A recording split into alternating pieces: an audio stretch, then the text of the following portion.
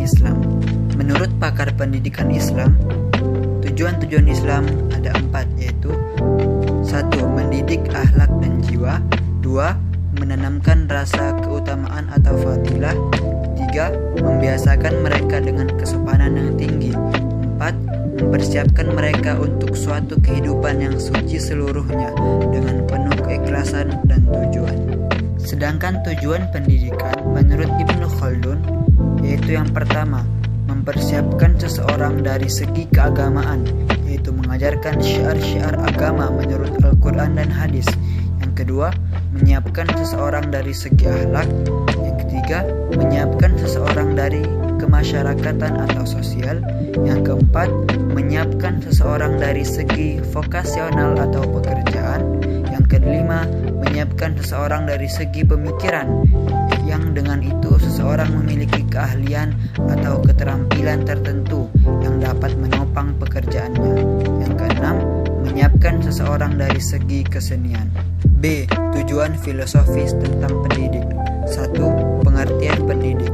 Pendidik adalah seseorang yang bertanggung jawab atas perkembangan peserta didiknya, baik rohaniah maupun jasmaniah, baik dalam sekolah maupun luar sekolah, dan senantiasa menjadikan dirinya sebagai panutan yang baik untuk peserta didik.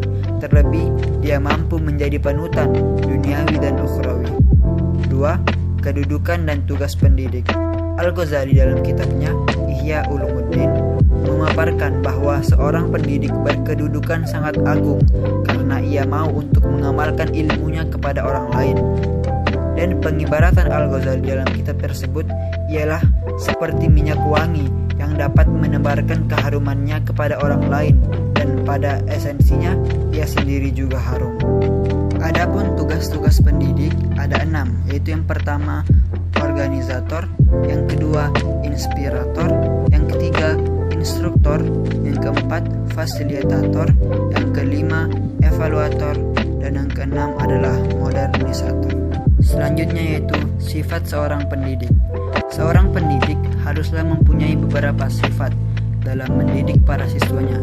Beberapa sifat tersebut antara lain: yang pertama, ikhlas dan zuhud. Yang kedua, rendah hati dan sabar. Yang ketiga, penyantun dan penyayang. Yang keempat, konsisten terhadap ucapan dan perbuatan. Yang kelima, adil dan terbuka terhadap peserta didik, tidak membeda-bedakan antara belakang peserta didik. Dan selanjutnya yaitu C.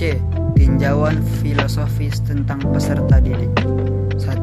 Pengertian peserta didik. Dalam paradigma pendidikan Islam, peserta didik merupakan orang yang belum dewasa dan memiliki sejumlah potensi atau kemampuan dasar yang masih perlu dikembangkan.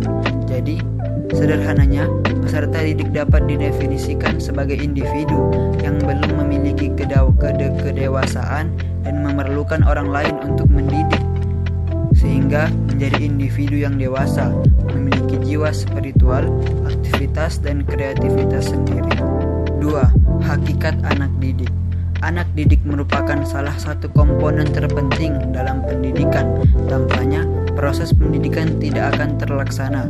Anak didik merupakan subjek dan objek pendidikan yang memerlukan bimbingan orang lain atau pendidik untuk membantu mengarahkannya, mengembangkan potensi yang dimilikinya, serta membimbingnya menuju kedewasaan. Karena seorang anak didik yang ingin mendapatkan ilmu itu memerlukan bimbingan, pengarahan, dan petunjuk dari orang lain atau pendidik, maka muncul pula etika pergaulan yang baik yang harus dilakukan oleh seorang anak didik kepada pendidiknya.